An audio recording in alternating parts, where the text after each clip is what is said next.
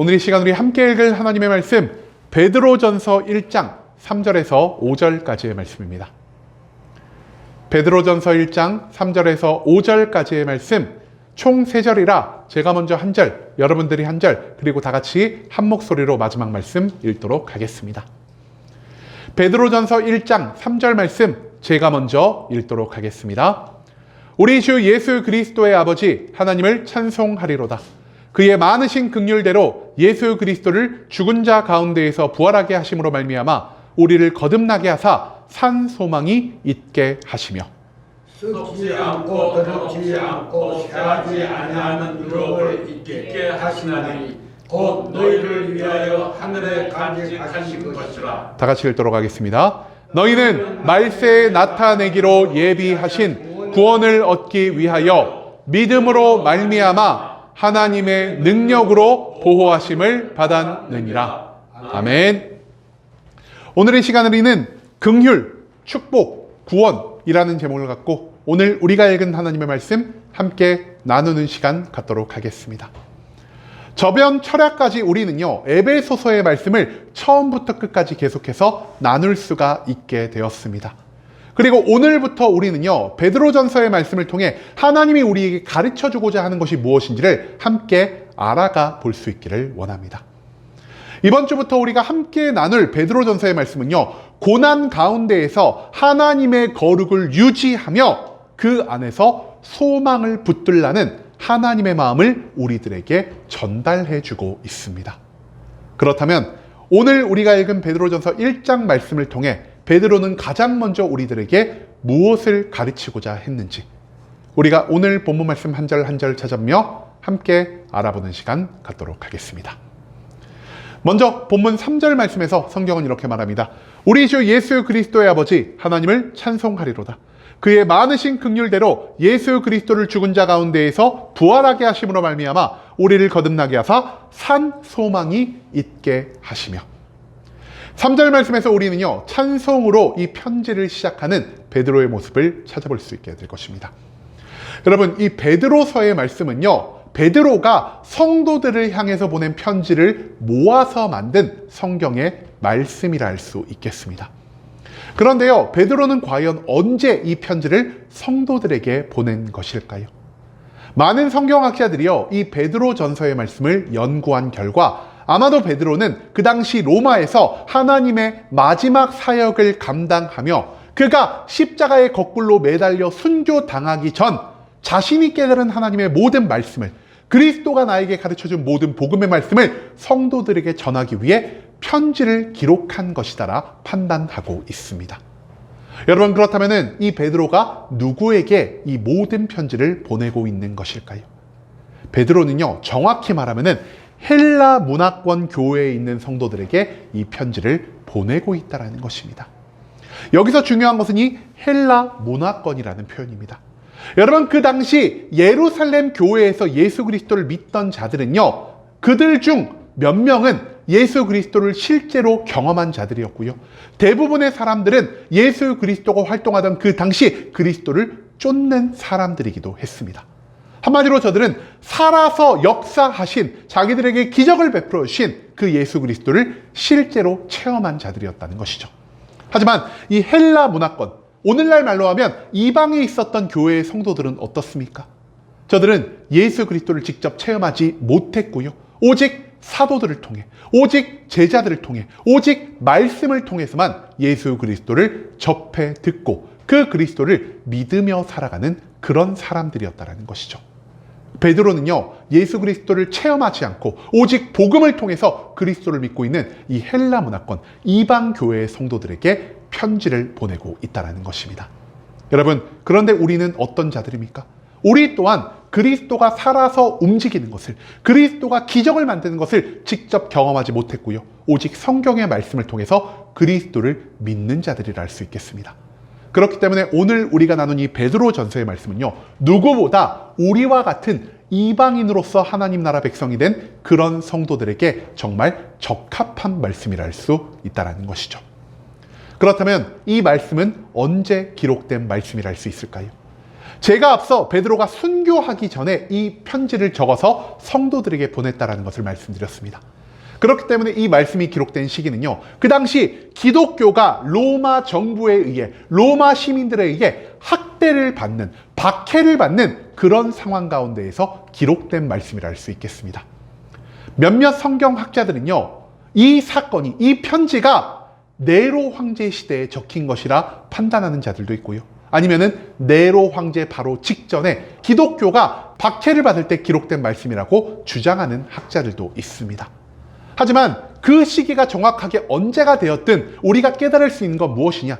그 당시에 예수 그리스도를 온전히 믿었던 성도들은요, 로마 정부에 의해, 로마의 시민들에 의해 굉장히 많은 핍박과 박해를 받았으리라는 사실을 추측해 볼 수가 있다는 것입니다. 저들은요, 다른 모든 것이 아닌 오직 예수 그리스도를 믿는다는 그 사실 하나만으로 사회에서 소외를 당하는 자들이었고요. 경제적으로 불이익을 받는 자들이었고요. 공개적인 장소에서 비방과 차별을 감당해야만 하는 그러한 사람들이었습니다. 베드로는 왜 이들에게 베드로전서의 편지를 보내고 있는 것입니까?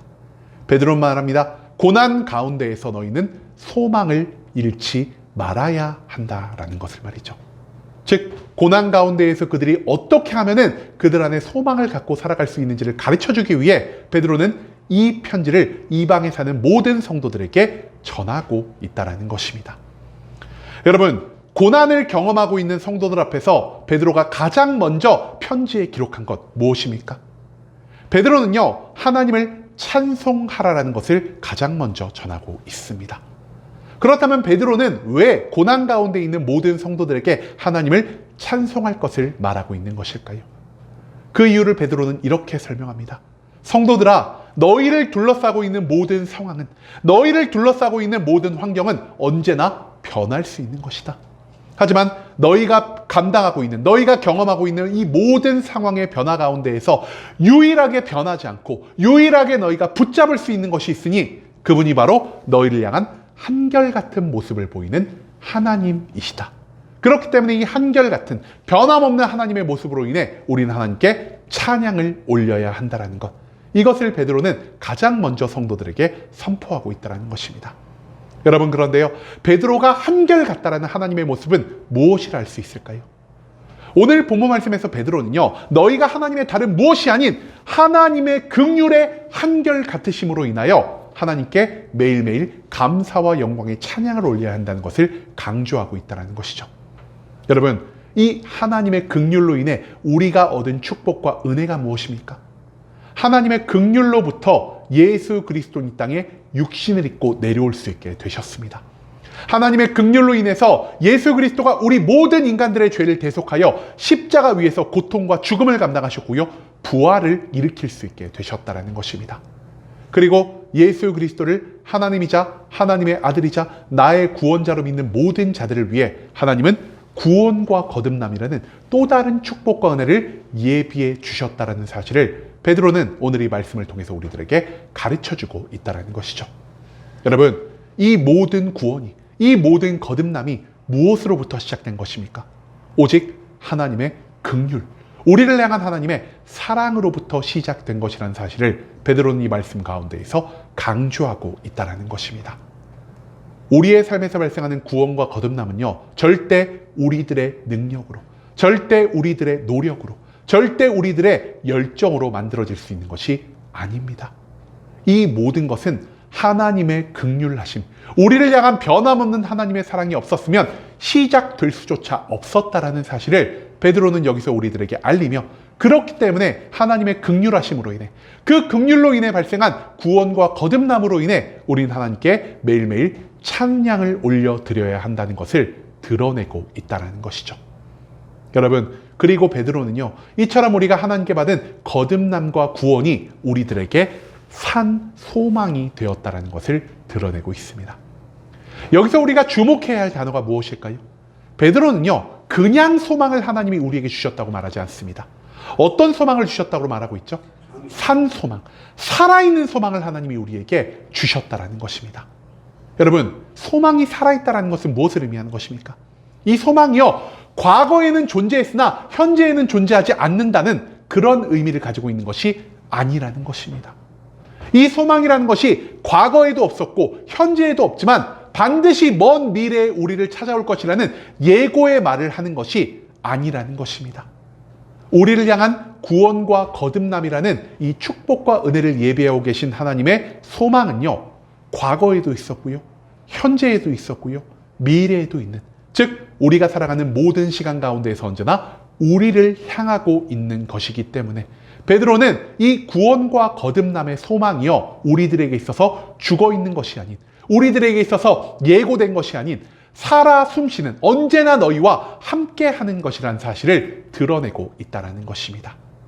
그렇기 때문에 우리를 향한 하나님의 긍휼함을 우리는 어떻게 이해할 수 있겠습니까?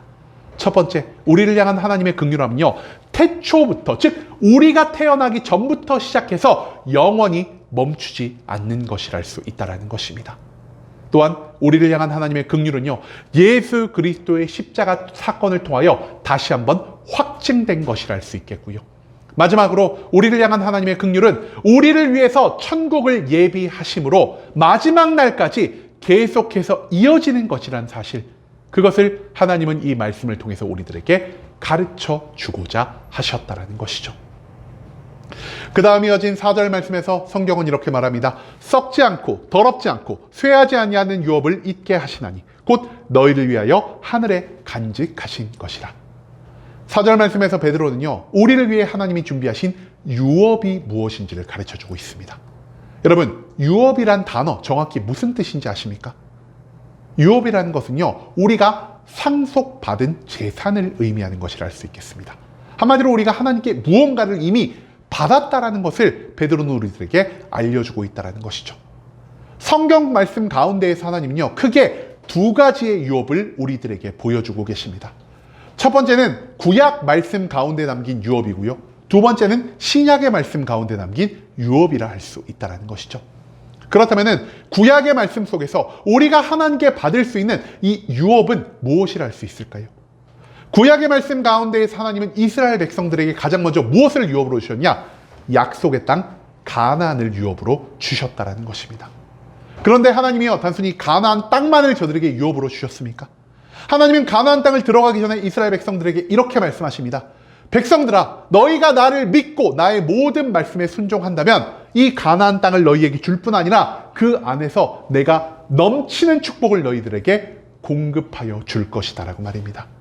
그렇기 때문에 구약의 말씀을 통해 하나님이 우리에게 주고자 하시는 모든 유업은 무엇이냐? 우리가 육신을 입고 살아가는 모든 순간 하나님께 누릴 수 있는 축복을 우리는 이미 유업으로 받았다는 것입니다. 그렇다면 신약에서 나오는 유업은 무엇이라 할 수 있을까요? 신약의 유업은요, 구약에 나오는 유업, 즉 육신의 축복을 이미 전제로 한 또 다른 유업이라 할 수 있겠습니다.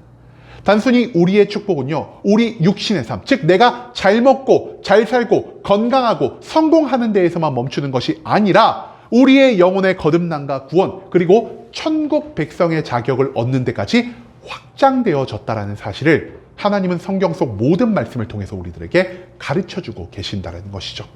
한마디로 하나님이 우리를 위해 준비한 유업은 무엇이냐? 우리가 육신을 입은 지금 이 순간부터 하나님을 믿고 하나님을 순종하면서부터 나오는 모든 종류의 축복이 우리에게 준비된 유업이라 할 수 있겠고요. 또한 우리가 죽고 난 다음 최후의 심판날 예수 그리스도께서 이 땅에 재림하실 때 구원을 얻고 거듭나게 하고 천국 백성으로 변화되는 그 모든 또 다른 자격을 우리는 얻을 수 있게 되었다는 것입니다. 한마디로 하나님이 우리를 위해 준비한 예언은요, 육신에만 한정되어 있는 것도 아니고요, 영에만 한정되어 있는 것도 아닌 영육의 모든 것들을 아우르는 구원과 축복의 유업이라는 사실, 그것을 베드로는 우리들에게 알려주고 있다는 것입니다. 여러분, 그런데요, 이 유업이 세 가지의 특징이 있다는 것을 베드로는 오늘 말씀 가운데 기록하고 있습니다. 하나님의 유업이 가진 세 가지의 특징 무엇이냐? 첫 번째, 이 유업은 썩지 않는 것이고요. 두 번째, 이 유업은 더럽지 않은 것이고요. 마지막 세 번째, 이 유업은 쇠하지 않는 것이란 사실입니다. 그렇다면 썩지 않다라는 것은 무엇을 의미하는 것일까요? 하나님이 우리를 위해 예비해 놓으신 축복과 구원은요, 시간이 흘러가도 절대로 파괴되지 않는 것이라는 사실을 베드로는 썩지 않다라는 표현을 통해 나타내고 있습니다. 두 번째로 베드로는 말합니다. 하나님이 우리를 위해 예비해 놓으신 구원과 축복의 유업은 더럽지 않은 것이다. 한마디로 이 세상의 모든 더러운 죄악들이 이 구원과 축복을 오염시킬 수 없는 것이요, 오히려 구원과 축복 가운데 살아가는 우리들은 우리를 침투하려는, 우리를 더럽히려 하는 죄악을 물리칠 수 있는 힘과 능력을 공급하는 것이라는 사실을 베드로는 이 말씀을 통해 선포하고 있다는 것이죠. 마지막으로 이 유업의 특징 무엇이냐? 쇠하지 않는 것입니다. 시간이 흘러가도 내 주변에 있는 모든 상황이 변화하여도 우리를 향한 하나님의 구원과 축복은요, 그 가치를 잃어버리지 않는다라는 사실, 이것을 우리는 기억할 필요가 있다는 것입니다. 여러분, 그런데 제가 아까 무엇을 말씀드렸죠? 지금 베드로의 편지를 받는 성도들 어떤 상황에 처했다라고요? 그 성도들은 당시에 로마 정부에 의해, 로마 시민들에 의해 굉장히 많은 박해를 받는 가운데 있었다라는 것입니다. 저들은 예수 그리스도를 믿었기 때문에 저들의 재산을 빼앗겼고요. 저들은 예수 그리스도를 믿는 믿음 때문에 사회적인 지위를 박탈당했고요. 저들은 예수 그리스도를 믿는 믿음으로 인해 그들이 마땅히 누려야 할 안전을 누리지 못하고 있었다라는 것입니다. 이런 상황에 처해 있는 사람들에게 베드로는 이 말씀을 통해 이렇게 말하고 있습니다. 성도들아, 너희들은 너희의 재산을 빼앗겼다. 너희는 너희들의 지위를 박탈당했다. 너희들은 너희가 누려야 할 마땅할 안전을 누리지 못하고 있다. 하지만 하나님이 너희를 위해 예비한 유업은 어떤 일이 생겨도, 로마의 황제가 올지라도 파괴할 수 없는 것이요, 오염시킬 수 없는 것이요, 변하지 않는 가치를 지닌 것이다 라고 말입니다. 한마디로 이 세상 가운데에서 너무나 많은 것을 잃어버리고 이 세상 가운데에서 너무나 많은 것들을 희생하고 헌신하며 살아가는 그 모든 성도님들을 위해 베드로는 지금 완전한 소망이 이미 너희들에게 주어졌다는 것을 강조하고 있다는 것이죠. 그리고 마지막 5절 말씀에서 성경은 이렇게 말합니다. 너희는 말세에 나타내기로 예비하신 구원을 얻기 위하여 믿음으로 말미암아 하나님의 능력으로 보호하심을 얻었느니라. 이 마지막 말씀에서 베드로는요, 유업을 받은 성도들을 보호하시는 하나님을 가르쳐주고 있습니다. 여러분, 하나님은요, 성도를 보호하시는 분이십니다. 그런데 하나님이 보호하시는 성도는 과연 어떤 자들이라 할 수 있을까요? 하나님이 보호하시는 성도는요, 세상보다 하나님의 나라를 먼저 바라며 살아가는 자들이고요. 이 세상의 모든 것들을 나에게 준다 할지라도 하나님을 믿는 이 믿음을 버리지 않고 포기하지 않고 끝까지 붙들고 나아가는 자들, 그러한 사람들을 하나님은 성도라 규정하고 계신다는 것이죠. 여러분, 이 성도의 안전은요, 나의 의지로, 나의 열심으로, 나의 능력으로 만들어지는 것이 아닙니다. 성도의 생명은, 성도의 믿음은요, 성도를 사랑하시는 하나님의 전지전능한 능력으로 인해서 보호되는 것이란 사실, 그것을 베드로는 이 말씀 가운데 알려주고 있다는 것이죠. 그렇기 때문에 하나님을 믿는 자, 세상보다 하나님 나라를 더욱 먼저 바라보고 살아가는 우리 모든 성도들은요, 이 땅 가운데에서 세상을 두려워할 필요가 없다는 것을 베드로는 성도들에게 선포하고 있습니다. 왜냐? 이 세상보다 크고 이 세상보다 강하신 하나님이 우리를 지켜주실 것이요, 그 하나님의 보호 아래서 우리가 할 수 있는 것은 오직 하나님을 믿는 믿음을 포기하지 않고 하나님의 보호하심을 붙드는 일만 하면 된다는 것, 그것을 베드로는 이 마지막 말씀을 통해서 우리들에게 알려주고 있다는 것입니다. 여러분, 성도들에게 베드로가 한 말 무엇입니까? 이 고난과 괴로움 가운데 있는, 박해 가운데 있는 성도들에게 베드로는요, 너희가 더 힘을 내라, 너희가 이 고통과 괴로움을 견뎌라, 너희가 무엇을 해라라는 명령의 말을 하고 있지 않다라는 것입니다. 오늘이 가장 첫 번째 편지의 말씀에서 베드로가 성도들에게 요구한 것 무엇입니까? 오직 하나님을 찬송하라는 말씀을 남기고 있다는 것입니다. 여러분, 왜 고통과 괴로움 가운데 있는, 왜 박해받는 성도들이 하나님께 찬송을 해야 하는 것입니까? 앞서도 말씀드렸지만 우리의 삶 가운데에서 나를 괴롭게 할 수 있는, 나를 즐겁게 할 수 있는 내 주변의 상황과 환경은요, 언제든지 바뀔 수가 있는 것입니다. 그런데 문제는 무엇입니까? 우리는요, 나의 능력으로, 나의 노력으로, 나의 열정으로 내 주변의 환경을, 내 주변의 상황을 내가 원하는 대로 바꿔갈 수 있는 능력이 없는 존재라는 것입니다. 하지만 모든 것이 바뀌는 가운데에서 우리가 끝까지 믿고 의지할 수 있는 것, 우리가 끝까지 붙들 수 있는 건 무엇입니까? 바뀌는 상황 가운데에서 우리를 향해 변하지 않는 하나님의 긍휼하심으로 우리는 붙잡고 살아갈 수가 있다는 것입니다. 그리고 우리를 사랑하사 우리를 긍휼히 여기시는 하나님이여 우리의 삶에 함께 하실 때 우리가 바꿀 수 없었던, 우리가 변화시킬 수 없었던 우리의 상황이, 우리의 환경이 하나님의 뜻대로 우리에게 가장 완벽한 형태로 변화될 수 있다는 사실을 베드로는 오늘 이 말씀을 통해서 우리들에게 가르쳐주고 있다는 것입니다. 그렇기 때문에 베드로는 말합니다. 우리의 환경을 바꾸실 수 있고 우리의 상황을 바꾸실 수 있는 그 변함없는 하나님의 긍휼함이 우리 찬양의 이유가 되어야 한다라고 말이죠. 여러분, 그리고 베드로는 말합니다. 우리 성도들이 받은 구원과 축복은요 이미 완전한 것이다 라고 말이죠. 왜 우리가 이미 받은 구원과 축복이 완전한 것입니까? 이 구원과 축복은요 다른 무엇에서도 출발한 것이 아닌 하나님의 변함없는 긍휼함에서부터 시작된 것이요, 예수 그리스도의 십자가 죽음을 통해서 다시 한번 우리에게 증명된 것이요, 하늘나라에 보관된 로마의 황제가 와도, 로마의 장군이 와도 절대로 파괴할 수 없고 절대로 변질시킬 수 없고 절대로 무너뜨릴 수 없는 완전한 가치를 지닌 것이기 때문이라는 것입니다. 그리고 이 모든 것은요 하나님의 능력 안에서 보호받고 있는 것이고요, 그렇기 때문에 하나님 한 분만을 믿고 하나님 한 분만을 바라보고 살아가는 모든 성도님들은 그분의 생명을, 그들의 모든 삶을 하나님이 지켜 보호하여 주신다는 것을 베드로는 이 말씀을 통해서 우리들에게 선포하고 있다는 것입니다. 그렇기 때문에 이 세상 속에서 우리 성도들은요 나의 힘으로, 나의 능력으로, 나의 열정으로 세상과 싸우려 해서는 안 될 것입니다. 우리 성도들은 이 세상 가운데에서 이미 하나님의 능력 안에서, 이미 하나님의 사랑 안에서 승리를 얻었기 때문에 모든 고통과 괴로움 가운데에서 슬퍼하고 절망하는 것이 아닌 하나님께 나의 삶을 맡겨드리고 오직 기뻐하고 오직 평강을 누려야만 한다는 것, 그것을 이 말씀 가운데에서 우리는 잊지 말아야 한다는 것입니다. 여러분, 그런데 우리는 지금 세상 가운데에서 어떻게 살아가고 있습니까? 우리 또한 이 베드로전서가 쓰여졌을 당시의 성도들처럼 내가 예수 그리스도를 믿는다는 그 사실 자체만으로 이 세상에서 고난을 받을 때가 너무나 많다라는 것입니다. 예수님을 믿는다라고 하면은요 많은 사람들이 나를 손가락질하며 나를 조롱하고요, 예수 그리스도를 믿는다는 이 사실로 인하여 내 경제적으로, 나의 사회적으로, 나의 평판적으로 내가 손해를 보며 살아갈 때가 너무나 많다라는 것입니다. 하지만 오늘 말씀을 통해서 하나님은 알려주십니다. 우리의 삶 가운데 닥쳐온 모든 고난들이, 우리를 괴롭게 하는 모든 핍박과 박해들이 우리의 미래를 바꿀 수 없다라는 것을 말입니다. 왜냐? 하나님의 긍휼 안에서 얻은 구원과 축복이 우리의 믿음과 만났을 때 하나님은 우리의 삶을, 우리의 구원을, 우리의 축복을 완벽하게 보호해 주시겠다는 약속의 말씀을 오늘 이 성경은 우리들에게 보여주고 있기 때문이라는 것입니다. 그렇기 때문에 우리가 이 땅 가운데에서 붙들어야 할 것 무엇입니까?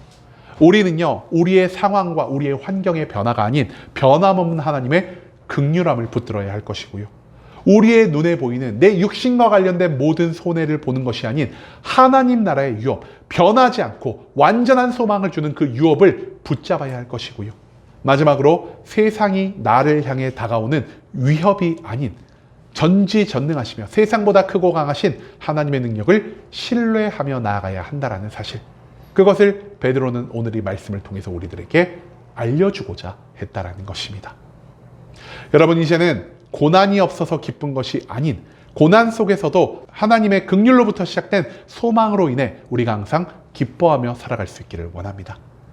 능력 때문에, 노력 때문에, 열정 때문에 구원과 축복이 발생하는 것이 아닌 전지전능하시며 우리를 사랑하시는 하나님의 변화없는 모습으로 인해 천국의 유업이, 구원과 축복의 유업이 이미 우리의 삶에 완벽하게 주어졌다는 것을 오늘 이 본문 말씀은 우리들에게 계속해서 강조하고 있습니다.